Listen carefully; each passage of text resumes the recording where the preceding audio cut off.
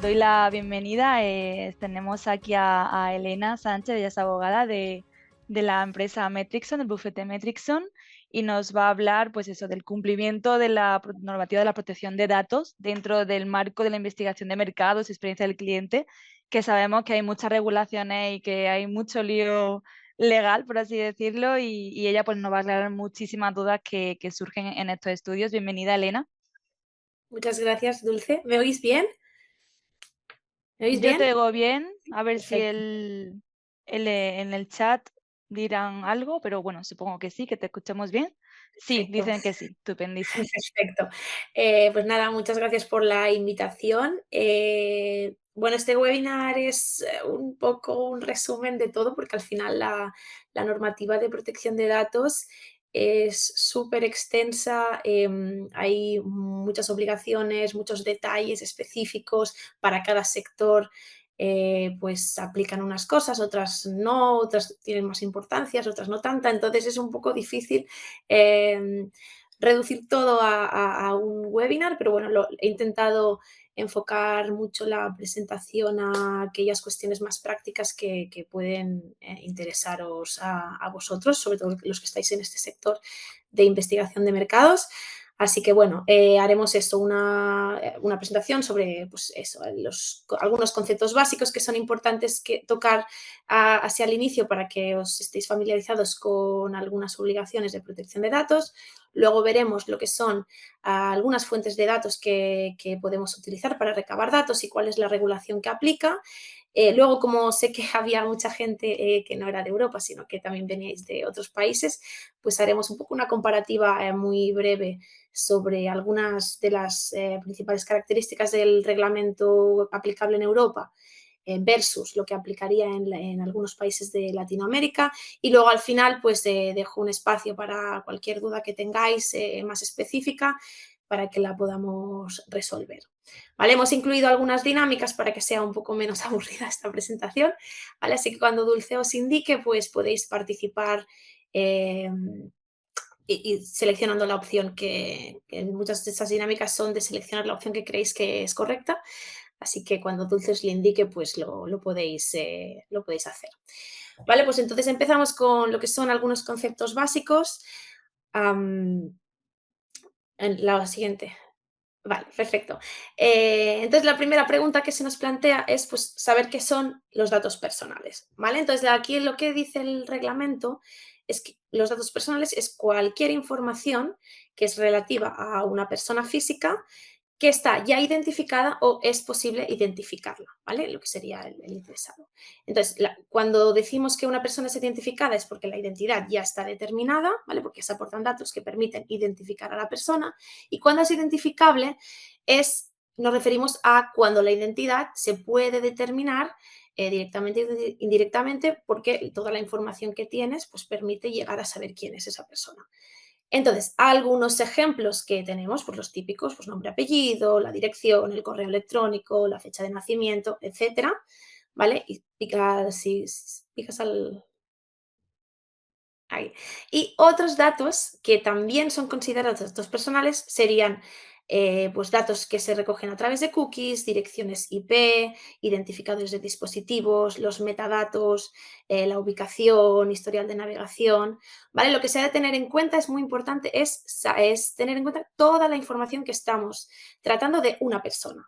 ¿Vale? Si con la información que tenemos de una persona, aunque no tuviésemos, por ejemplo, un nombre, se puede llegar a saber quién es, estaremos tratando información personal. ¿Vale? O sea que al final lo que se ha de mirar es en global toda la información que estamos tratando sobre una persona para saber si estamos tratando datos personales o no los estamos tratando. Siguiente. Vale. Luego tendremos la regulación específica que aplicaría a los datos pseudonimizados y los datos anónimos. Los datos pseudonimizados son aquellos datos que se le ha quitado o se le ha sustituido lo que es la identificación, el dato identificativo, por un código o una clave. ¿Vale? Por ejemplo, aquí tenemos un ejemplo que sería el original, pues es Juan Pérez, y el pseudonimizado sería pues el usuario 1234. Y luego, pues toda aquella información que, pues bueno, un código postal, unos datos más genéricos, ¿vale? Entonces, que si tú coges esa información, pues no sabes bien quién es esa persona, ¿vale? ¿Qué pasa? Es posible la reidentificación de la persona porque se conservaría la correlación de quién es ese usuario 1, 2, 3, 4 con sus datos identificativos reales, ¿vale? Entonces, si yo me voy a ese archivo donde tengo esa correlación, pues puedo saber que el usuario 1, 2, 3, 4 es Juan Pérez, ¿vale?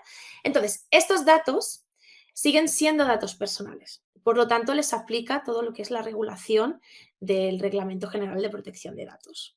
¿Vale? Por otro lado, tendríamos los datos que han sido anonimizados, es decir, se le ha quitado, se ha eliminado todo lo que es la identificación de quién es la persona de forma irreversible, por lo tanto no se puede volver atrás, no se puede saber quién es esa persona, ni directa ni indirectamente, ¿vale? Por lo tanto, dejan de ser datos personales y no aplicaría el reglamento de protección de datos, ¿vale? Entonces, aquí es muy importante cuando hablamos de datos anónimos que realmente estemos hablando de datos anónimos, es decir, que se ha de poder hacer o sea, se ha de haber hecho algún análisis para ver que esa eliminación de datos identificables ha sido irreversible, que no se puede volver atrás, que no se puede razonablemente, no es posible volver a identificar a esa persona, ¿vale? Por lo tanto, aquí cuando tratamos o estamos hablando de datos anónimos, tenemos que asegurarnos de que realmente esa información es anónima y que no podemos buscar quién es esa persona de una forma razonable.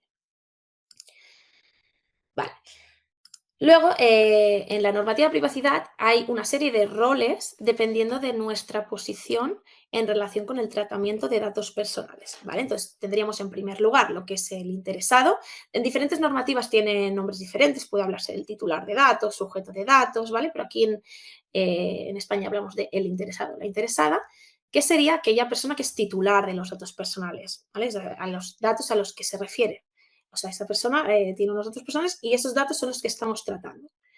Luego vendría lo que es el responsable del tratamiento, que es quien decide, o sea, aquí lo importante es que es esa persona o esa entidad que decide para qué y cómo se usan los datos personales. No es relevante que el responsable tenga acceso efectivo a esos datos, sino que es quien toma las decisiones sobre qué datos se recogen, para qué, durante cuánto tiempo se van a tratar, sobre todo para qué finalidades se van a tratar esos datos personales, ¿vale? Y luego tendríamos el encargado del tratamiento, que son aquellas entidades, normalmente son proveedores de servicios, que trataría datos personales por cuenta de un responsable del tratamiento. ¿Vale? Es decir, pues se han contratado para prestar un servicio, como sería en este sector, pues para realizar un estudio de mercado, pero está tratando los datos, va a recoger datos, va a tratarlos por cuenta de un responsable de tratamiento, que es quien ha tomado las decisiones de qué datos se van a tratar, para qué se van a utilizar, etcétera, ¿vale? Entonces, los encargados del tratamiento pueden tomar ciertas decisiones sobre los medios, pues, por ejemplo, pues, qué aplicación utilizar, el tema de las medidas de seguridad que se aplican a los datos. Pero nunca va a decidir o no puede decidir sobre qué datos se recogen, para qué se recogen, etcétera, ¿vale? Esas son decisiones que se toman por el responsable del tratamiento, ¿vale? Entonces, aquí he hecho pues, un ejemplo aplicable al sector de estudios de mercado, que serían, por ejemplo, los interesados son aquellos que pues, responden las encuestas, proporcionan su opinión sobre algún tema, etcétera. ¿Vale? Luego vendría el responsable del tratamiento, que es quien define el objeto del estudio, para qué finales se tratarán los datos, durante cuánto tiempo, a quién se ceden los datos, qué se harán con los resultados, etcétera. Y luego el encargado que sigue las instrucciones para el responsable, ¿vale? Sí que se puede decir, pues eso, para qué plataforma utilizar los datos, pero no va a tomar decisiones más allá, ¿vale? Entonces, sabiendo esto, aquí vendría la primera dinámica, que os invito a que participéis, que yo os doy un supuesto de hecho sobre una empresa, bueno, dos empresas, para que me digáis si creéis que es un responsable de tratamiento o un encargado del tratamiento, ¿vale? Recordemos, responsable es quien toma las decisiones y encargado del tratamiento es quien actúa por cuenta del responsable, ¿vale? Aquí tenemos una empresa de seguros que contrata al prestador de servicios, en este caso es Corp, que es una empresa de estudios de mercado para evaluar pues, el interés del público en una nueva póliza. Entonces, la empresa de seguros proporciona los objetivos generales y el público objetivo, pero no le proporciona más instrucciones. Entonces, aquí la empresa de estudio de mercado pues, recogería y analizaría los datos por su cuenta, utiliza su propia metodología y decide pues un poco qué datos se van a recoger y bueno, un poco el tratamiento. Y aquí luego le pasa los datos, pero solo le pasa un informe con datos anonimizados, ¿vale? Entonces aquí, ¿qué creéis que sería esta empresa Survey Corp?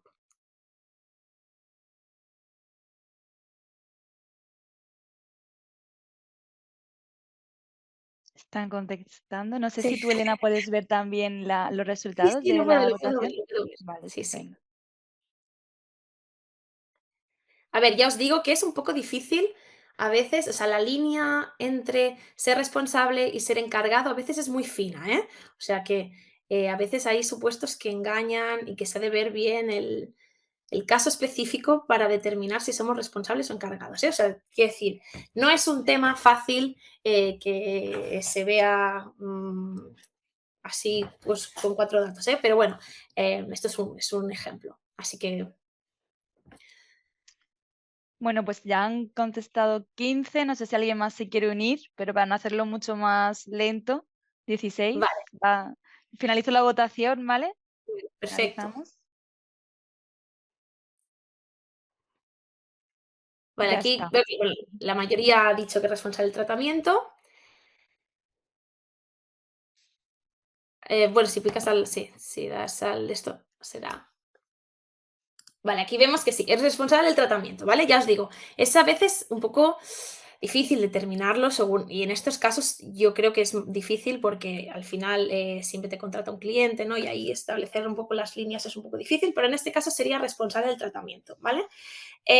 Porque es al final es quien toma las decisiones de qué datos, etcétera. Entonces, el cliente te ha contratado y no te ha dado muchas instrucciones, sino que te deja bastante libre escoger, pues eso, a qué datos, etcétera. Solamente te ha establecido, pues, lo que le interesa conocer. Y entonces aquí, pues, Survey Corp sería responsable del tratamiento, ¿vale?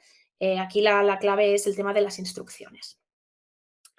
Entonces, la siguiente, un banco, ¿vale? Atlas Bank contrata a una empresa un poco, un poco parecido a Market Insight para hacer un estudio de mercado, ¿vale? En este caso sí que el banco da instrucciones sobre el tipo de información a recoger, la lista de preguntas que quiere y proporciona pues también el listado precisamente a los clientes a los que quiere preguntar, ¿vale? Entonces, pero eso sí, el banco solo recibe pues eso, un informe con información agregada, anónima, estadística sobre los resultados, ¿vale? No tiene acceso a esos datos bueno, de la encuesta, ¿vale? Aquí, decidme qué creéis, si es responsable o encargado.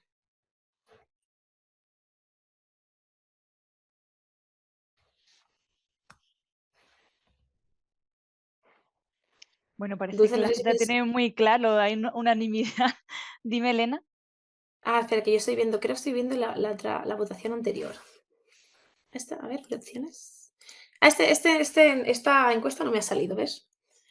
Bueno, pues ya van 12 personas que han respondido y las 12 han respondido a exactamente lo mismo. Así que parece ser que tu explicación está muy claras. Vale, sí, 13. Así que bueno, si finaliza pones la el votación. resultado en la de esto, sí, es bueno, aquí es encargado del tratamiento. ¿Por qué? Pues porque Atlas te ha pasado o sea, todas las instrucciones para llevar a cabo ese estudio y de hecho te ha pasado la lista de clientes, porque al final son sus clientes sobre el que se ha de hacer ese estudio de mercado.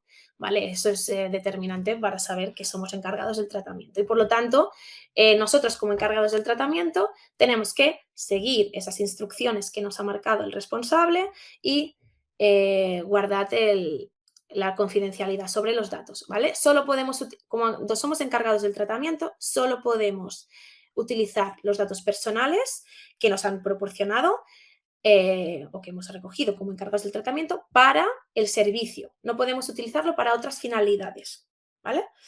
Eso es como lo más determinante de ser un encargado del tratamiento. Vale, entonces, pasando a otro tema, sería el tema de qué tipos de datos existen según la normativa de protección de datos. Hay dos tipos. Serían los datos de categoría especial o datos sensibles, que en general no pueden ser tratados, ¿vale? No son datos que no se podrían tratar en general, salvo que tengamos alguna de las excepciones, bueno, salvo que concurra alguna de las excepciones que marca el propio reglamento. ¿Qué tipos de datos serían especiales o de categoría especial? Pues serían pues, origen racial o étnico, opiniones políticas, creencias religiosas, afiliación sindical, datos genéticos, datos de salud, vida sexual, orientación sexual, etc. Son datos que afectan a una esfera de la persona muy privada, ¿vale?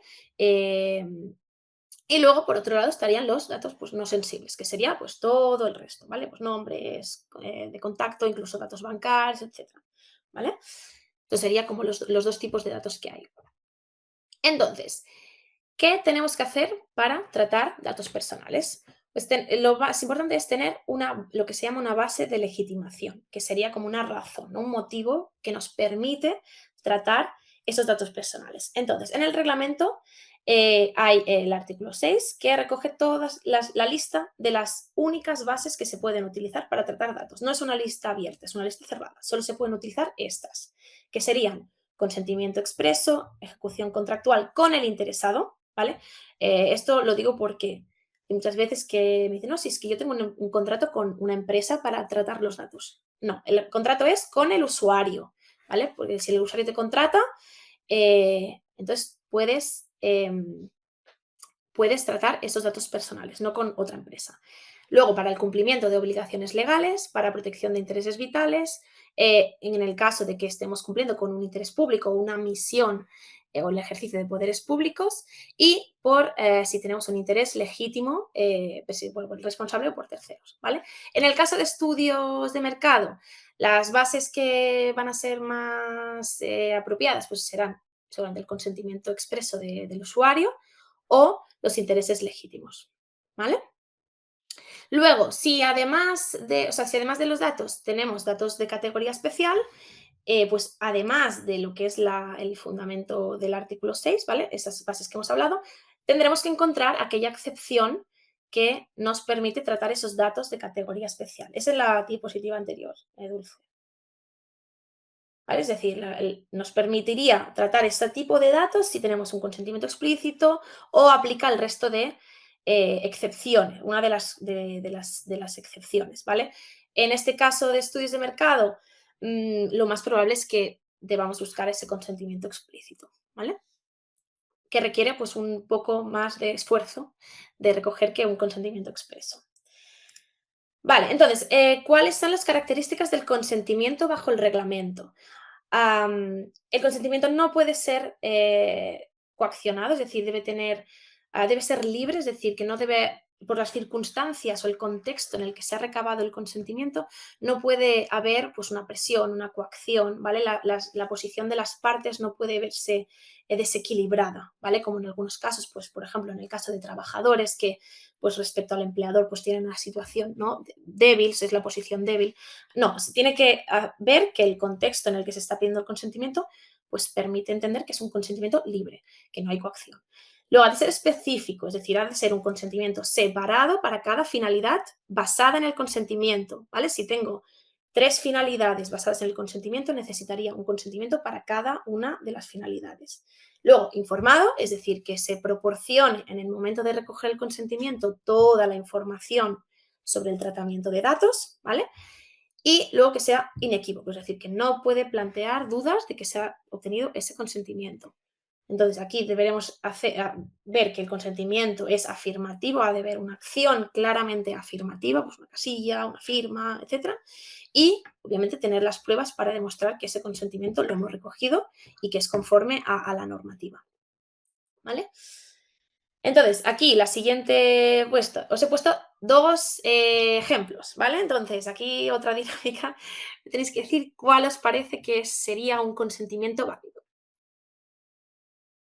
Aquí en el primer ejemplo tenemos pues una casilla, ¿no? Que dice, pues doy mi consentimiento expreso para la realización de esta encuesta, para recibir comunicaciones comerciales y para el tratamiento de la cesión a terceros. Y en el segundo ejemplo tendríamos, pues al enviar estos datos, consiento para el tratamiento de mis datos para la realización de esta encuesta. ¿Vale? En los dos casos entendemos que ahí la información de protección de datos está abajo, que no, no la he puesto para no hacer con mucha letra, ¿vale? Pero bueno, sería fijaros solamente en lo que es la petición del consentimiento, ¿vale?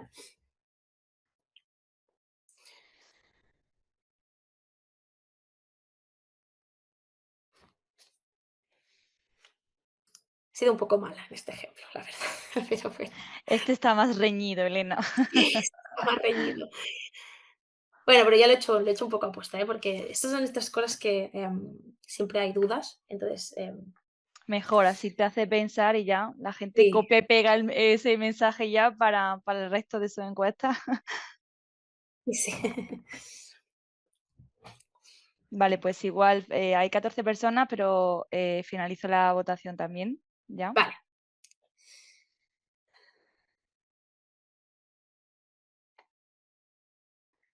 Pues bueno, como viene ahí, la mayoría de personas ha dicho el ejemplo 2 y Bueno, pero bastante reñido, ¿eh? Vale, pues sí, el ejemplo 2 sería el que el consentimiento es válido. ¿Por qué? Porque aunque el ejemplo uno tiene una casilla, ¿vale? Si os fijáis, hablamos de varias finalidades, ¿vale? Aquí estamos hablando de, a ver si, vale, aquí hablamos de realización de encuesta, recibir comunicaciones comerciales y cesión de datos a terceros, ¿vale? Aquí serían tres finalidades diferentes y estoy poniendo solo una casilla. Ya hemos visto en la anterior diapositiva que el consentimiento ha de ser específico para cada finalidad, ¿vale? Por lo tanto, aquí una casilla para todo no podría darse, ¿vale? En el segundo caso, no he puesto casilla, pero si os fijáis solo es una finalidad y luego la acción afirmativa vendría con el envío del formulario, ¿vale? Entonces, si nosotros registramos bien eh, que estaba la información de protección de datos y luego ha habido una acción afirmativa que es enviar ese formulario de datos, ya estaríamos tratando con consentimiento afirmativo, ¿vale? Y no requeriría una casilla adicional.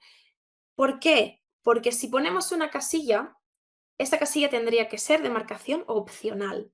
Entonces, si no puede ser opcional, porque si no, o sea, si no marcas la casilla, no puedes enviar los datos porque no puedes participar, entonces es un poco confuso, ¿vale?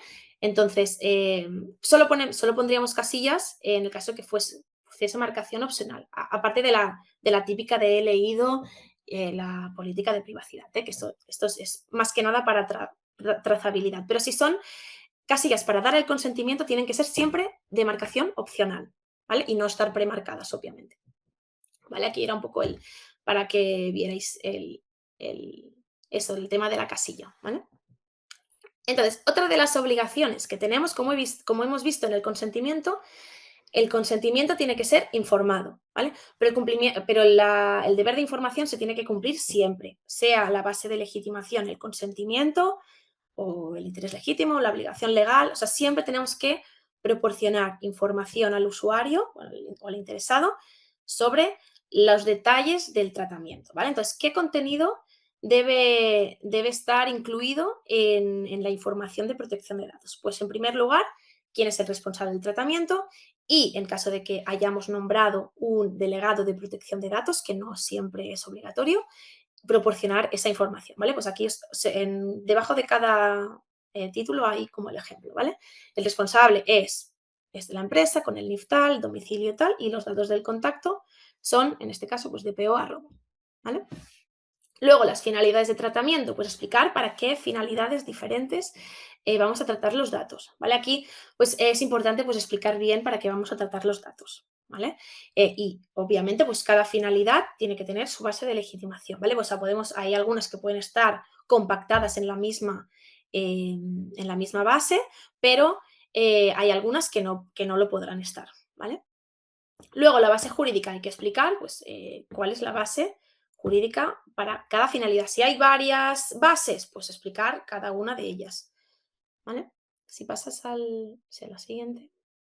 Luego, el plazo de conservación de datos.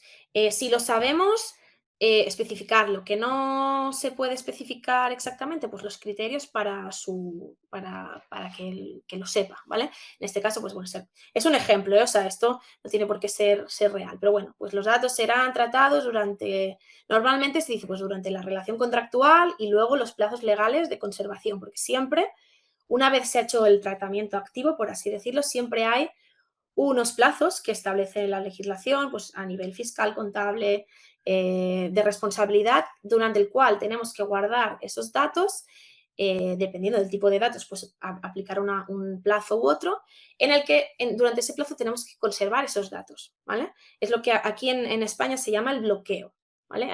En otras normativas también está, pero bueno. Entonces, durante el plazo de activo tratamos los datos. Durante el plazo de bloqueo los guardamos, los bloqueados, mientras pues estén prescribiendo esas acciones, ¿vale? De responsabilidad o las que apliquen. Luego, el tema de las cesiones. Tenemos que explicar a qué destinatarios vamos a transferir los datos personales.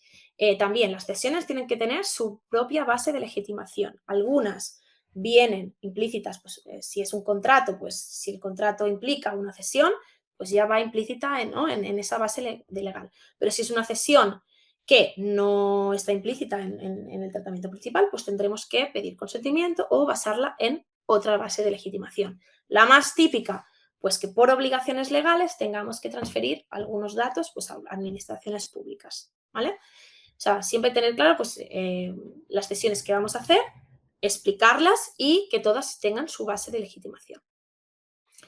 Luego también tenemos que mencionar si va a haber transferencias internacionales. Las transferencias internacionales son transferir datos fuera de lo que es el espacio económico europeo. ¿Vale? Cuando pasa esto, no se puede hacer, en general no se puede hacer, salvo que aplique una de las excepciones que marca el reglamento, pues que la Comisión Europea haya determinado que el país donde se transfieren los datos tiene un nivel de seguridad adecuado. Hay una lista de países donde se puede transferir la información. O que haya lo que se llama las cláusulas contractuales tipo, que es un acuerdo que se firma entre las dos empresas, la de aquí y la que está fuera del país, donde la empresa destinataria se compromete a cumplir pues, con los estándares, europeos. ¿Vale? Entonces, dependiendo del mecanismo que hayamos utilizado, si no hacemos transferencias, pues decimos que no hacemos. Si hacemos, que es muy típico, por ejemplo, cuando utilizamos proveedores de servicios estadounidenses, Google, Amazon, etcétera, pues tenemos que decir, pues mira, podemos hacer transferencias en el caso de los proveedores de servicios, tenemos que especificar el país y el mecanismo que utilizamos para hacer esa transferencia, ¿vale? Tampoco me voy a explayar mucho porque cada uno de estos puntos daría para un webinar entero, pero bueno, al menos que tengáis la idea principal. Vale, y por último, tenemos que explicar qué derechos tiene la persona, ¿vale? Los derechos pues, son el de acceder a los datos, rectificarlos si están incorrectos, suprimirlos, limitarlos porque, bueno, es suspender temporalmente el tratamiento porque estamos pues debatiendo si se pueden tratar o no, por ejemplo, oponerse al tratamiento de los datos, la portabilidad pues es transferirlos o que me los pasen en un formato legible de uso común o trasladarlos a otro responsable. Y luego, pues, cómo ejercerlos, pues escribiendo un correo a la dirección postal o la electrónica y, por último, también informarle de la posibilidad de presentar una reclamación ante la autoridad competente. ¿Vale? En el caso de España, pues sería la Agencia Española de Protección de Datos. ¿Vale? Todos estos puntos son los que tienen que conformar la información de privacidad que tenemos que darle al usuario siempre que tratemos los datos personales, ¿vale? Sí que hay casos excepcionales donde no hace falta dar la información, pero serían casos muy, muy, muy puntuales, ¿vale? En general, siempre que recojamos datos personales, tenemos que proporcionar la información. Vale, la siguiente sección sería hablar sobre el tema de las fuentes de datos, ¿vale? Por aquí creo que hay muchas dudas acerca de si hay fuentes accesibles al público o no, si puedo coger datos de internet o no, ¿vale? Entonces, bueno, voy a intentar explicar un poco todo esto, a ver si luego si tenéis dudas, por supuesto, me podéis preguntar. Entonces, sobre si existen o no fuentes de acceso a público, antes había la ley orgánica del 99 que sí que establecía la excepción al consentimiento cuando el tratamiento de datos, cuando los datos provinieran de fuentes accesibles al público, ¿vale? Y se proporcionaba pues un listado de aquellas fuentes que se consideran de acceso público. Ahora, se menciona que hay fuentes de acceso público, hay fuentes públicas, pero no o sea, no hay un concepto legal ni hay una lista como tal, ¿vale? Lo que sí, en la práctica hay fuentes accesibles al público, que serían aquellas que, pues, cuya consulta está permitida por ley, ¿vale? ¿Qué pasa? En la que se pueda acceder a una fuente no autoriza a un uso libre, ¿vale? De esos datos personales que constan en estas fuentes que se pueden acceder, ¿vale? El tratamiento tiene que siempre cumplir con el RGPD, ¿vale? Entonces, pues un ejemplo, pues en los registros públicos, como el mercantil o de la propiedad, directores profesionales o listas de contacto, ¿vale? Entonces, sí, siguiente.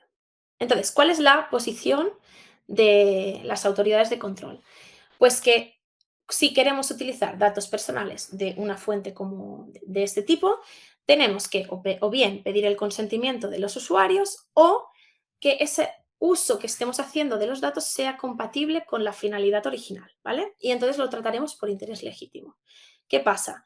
Que mm, cuando utilizamos el interés legítimo, siempre se tiene que hacer una ponderación y valorar si realmente ese interés legítimo que nosotros tenemos en tratar los datos es superior al derecho del usuario a la privacidad. ¿Vale? Entonces hay que ponderar pues, la necesidad del tratamiento de datos y si es proporcional ese tratamiento que estamos haciendo. ¿Vale? Entonces, sabiendo un poco esto, ¿vale? Aquí os he puesto también dos ejemplos de uso, por ejemplo, de sentencias y autos publicados en los boletines oficiales o en portales judiciales, ¿vale?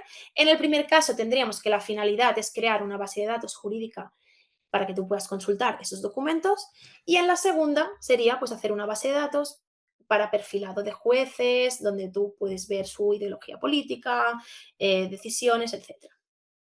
Entonces, tenemos estos dos ejemplos.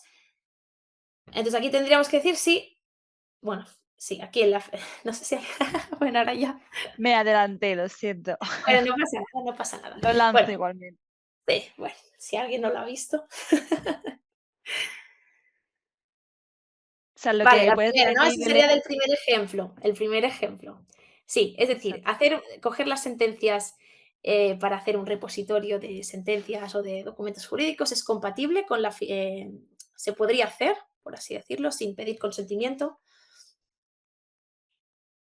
Sí, bueno, yo creo que aquí Hubo una chuletilla sí, ahí, no pero pasa bueno. nada. Pero bueno, este ejemplo era más fácil.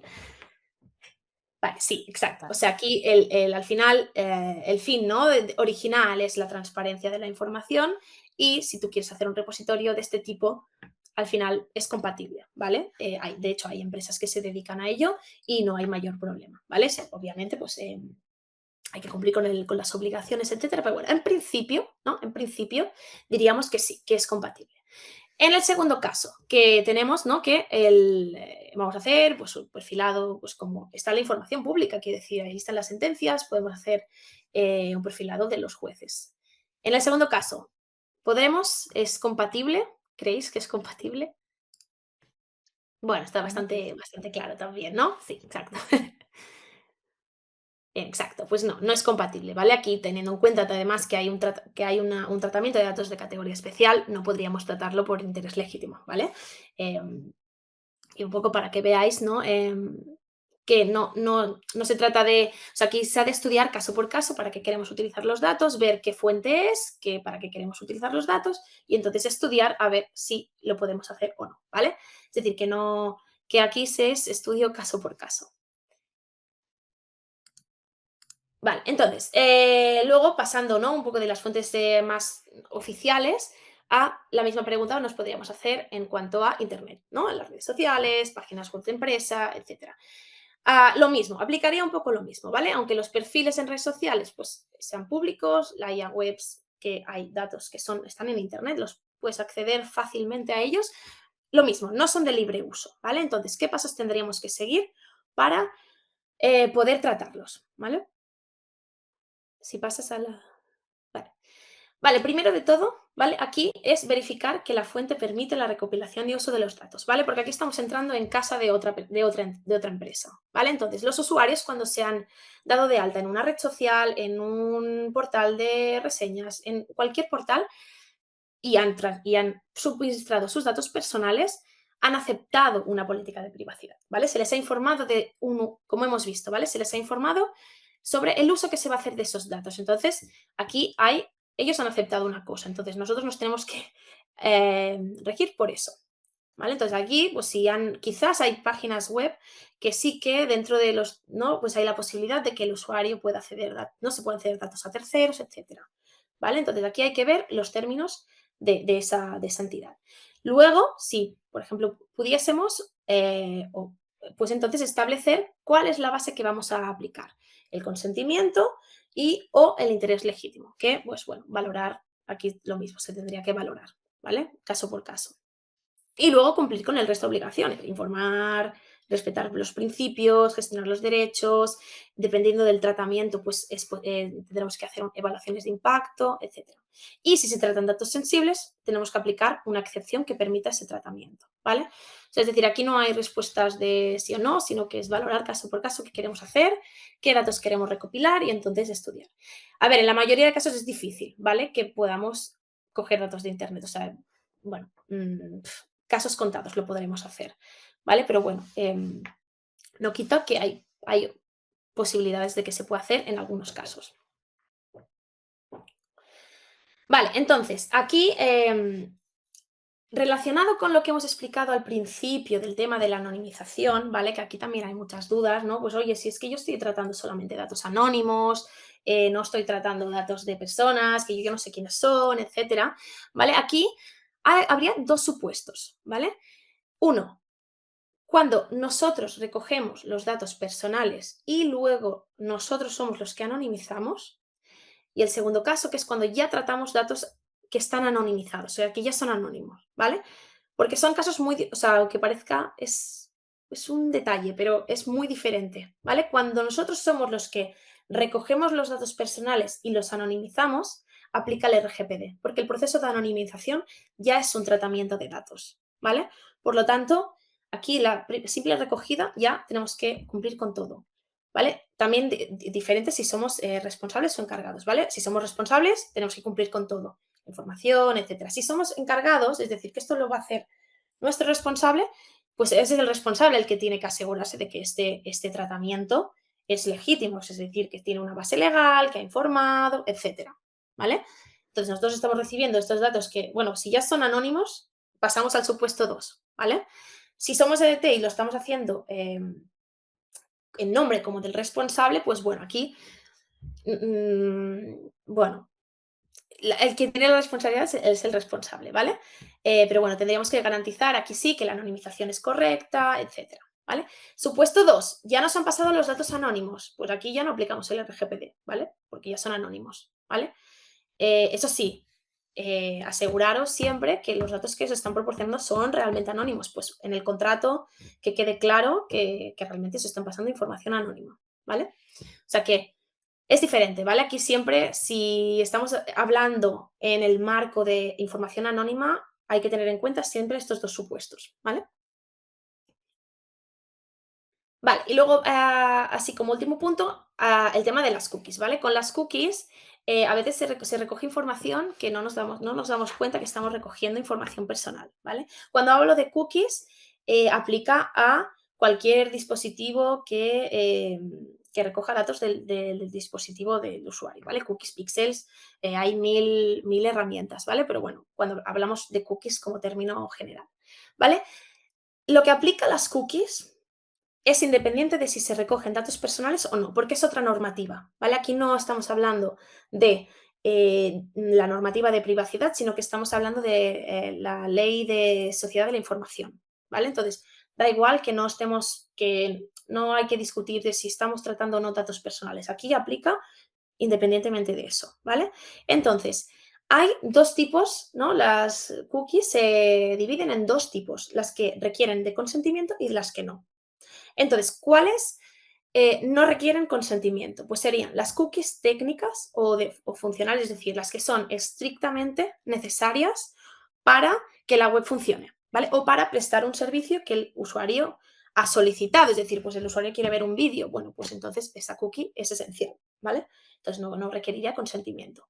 Y luego también se han sumado un tipo de cookies que fue, no sé si el año pasado o hace muy poco, que serían las cookies de medición de audiencias, pero cuando cumplan con unos requisitos bastante estrictos, ¿vale? Que es, se utiliza, se anonimiza casi al momento, no hay terceros utilizando las cookies para otras finalidades, no se hace cruce de bases de datos, ¿vale? Son cookies muy simples, ¿vale? Que hacen, o sea, recogen datos estadísticos, pero que son muy simples, ¿vale? Si ya utilizamos Google Analytics o otras cookies de terceros, ya no entrarían dentro de esta categoría, ¿vale? O sea, tendríamos, no requieren el consentimiento las técnicas o necesarias y las de medición de audiencia en casos concretos. Y luego tenemos las cookies que sí requieren de consentimiento, ¿vale? Que serían pues las publicitarias, las análisis que no entran en la otra categoría, personalización, etcétera. O sea, las demás, básicamente. ¿Vale? Entonces, cuando pedimos el consentimiento, como aquí sí que aplica el RGPD, consentimiento expreso, ¿vale? No casillas premarcadas, no se puede instalar antes de que el usuario dé el consentimiento, ¿vale? O sea que el consentimiento siempre tiene que ser expreso para cookies, ¿vale? Vale, y así como último punto, he querido reflejar un poco las diferencias entre la regulación que hemos hablado ahora, del reglamento, y algunas regulaciones en Latinoamérica, ¿vale? Si pasas he puesto como una tabla, ¿vale? He hablado de lo que son las bases legales, el deber de información, los derechos y si hay fuentes de acceso público o no, ¿vale? Porque ahí sí que cambia un poco. Entonces, tomaros esto un poco con pinzas porque yo tampoco soy experta en normativas internacionales, ¿vale? Pero es simplemente para que veáis en términos generales las diferencias, ¿vale? Siempre recomendable a nivel legal, y esto no solo aplica para la protección de datos, sino en todos los ámbitos del derecho. Si os aplica la normativa mexicana de Chile, Perú, asesoraros con alguien de allí, porque esto es lo que os va a asegurar que estéis cumpliendo. Pero bueno, así como idea general, ¿vale? Las bases legales, como hemos visto en el reglamento, hay varias, ¿vale? Pues consentimiento, contrato tal. En México, la base principal es el consentimiento, que aquí sí que es válido tanto expreso como tácito, ¿vale? El tácito es aquel que, si no me dices lo contrario, entiendo que aceptas, ¿vale? En Chile el consentimiento tiene que ser por escrito, en Perú también, y en Colombia también consentimiento expreso, ¿vale? Así que el único país así que dejo un poco de margen es en México, que sí que se admite el tácito. En los demás, básicamente, ha de ser expreso, ¿vale? El deber de información se tiene que cumplir en todas las normativas. Sí que es verdad que en cada una pues establecen diferentes ítems, ¿no? Que se tienen que informar al usuario. Es decir, que en la mayoría coinciden, ¿eh? Pero bueno, sí que hay diferencias en cuanto al contenido de la información. Luego, en cuanto a derechos, pues como hemos visto en el RGPD hay acceso, los ARCO, ¿no? Acceso, rectificación, cancelación, oposición, más portabilidad y limitación, que me he equivocado. En México estarían los ARCO, los típicos ARCO, en Chile también, Perú también, y en Colombia es lo que se llama el habeas data y supresión. Luego en las siguientes diapositivas os he puesto como un poco más explicado de cada país a lo que me refiero aquí, ¿vale? Y luego fuentes de acceso público. En el RGPD, como hemos visto, no hay uso libre, deben cumplir con el RGPD. En México se permite si la ley lo permite. En Chile hay diferencias según los datos que quieras tratar. Y en el resto, pues también, o sea, sí que están previstas lo que son fuentes de acceso público, pero bueno, siempre te limitan a lo que se permite por ley, ¿vale? Y aquí sí pasa, pues aquí está como más explicado en cada país un poco de cada uno qué ley aplica y un poco pues lo que hemos visto en la tabla, un poco más específico para que luego, sí, como os compartirán la presentación, que os lo podéis mirar tranquilamente. ¿Vale? Bueno, y así, para acabar, cuña publicitaria. Hemos hecho una colaboración con Les Sphinx, entonces cualquier persona pues, que necesite un asesoramiento un poco más específico sobre su caso, etcétera, pues nos puede contactar. Tenemos, bueno, hemos establecido pues un descuento, ¿vale? No solo asesoramos sobre protección de datos, que tenemos también otros servicios, así que si alguien está interesado, pues que nos contacta a Dulce o me contacta a mí. En la siguiente está mi mail y estaremos encantados de hablar con vosotros y de ayudaros en todo lo que necesitéis. Y nada, si ahora hay alguna duda, alguien tiene pues algún comentario, pues quedo a la espera. Pues sí, bueno, gracias Elena, todo súper interesante. A mí la verdad que me ha quedado bastante claro, sobre todo el responsable, el encargado, que a veces es muy complicado saber esas cosas, pero bueno, como ha dicho Elena, todos los que quieran repasar este contenido, como sabemos que es algo denso, os lo compartiremos, tanto la presentación como el webinar, y para que podáis pues, repasarlo tranquilamente. Y bueno, aprovecho para preguntarte algunas preguntas que han hecho en el chat. Claro. María Sáez pregunta si para una investigación, es decir, para un estudio de mercado, realiza una encuesta y después anonimiza los datos, ¿tendría menos problemas en ese sentido? Es decir, ¿no tendría que contratar a un comité ético? Claro, a ver, aquí sí, o sea, claro, si aquí hay una normativa, el tema de los comités éticos, claro, aquí si ya entra una normativa sectorial para según qué tipo de estudios, ¿no? Por ejemplo, pues a nivel de salud aplica una normativa completamente específica.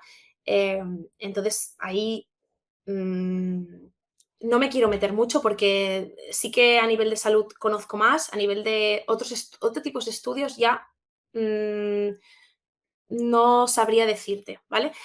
Pero sí que la anonimización al final es una medida de seguridad, ¿vale? Es decir, si nosotros estamos anonimizando, tomároslo como que es una medida de seguridad, ¿vale? Entonces, si estamos recogiendo datos personales, esa primera fase de recogida de datos va a aplicar el reglamento. Entonces, que luego anonimizamos, perfecto, estamos aplicando una medida de seguridad y luego, obviamente, cuando los datos ya están anonimizados, si eso es totalmente irreversible, etcétera, ya no entra en aplicación el reglamento. Pero esa primera fase, sí, y tú tienes que informar sobre quién eres, las finalidades del voy a anonimizar para, etcétera, etcétera, etcétera, ¿sabes? Luego, una vez ya está anonimizado, ya está. Pero tienes que informar y tienes que cumplir con todo. Entonces, la anonimización en sí es un tratamiento de datos y la anonimización es una medida como de seguridad que te garantiza pues eh, que los datos van a estar más protegidos que obviamente si no estuvieran anonimizados. Pero la anonimización sí es un tratamiento y por lo tanto lo que viene antes, si estamos recogiendo datos personales, va a aplicar la normativa.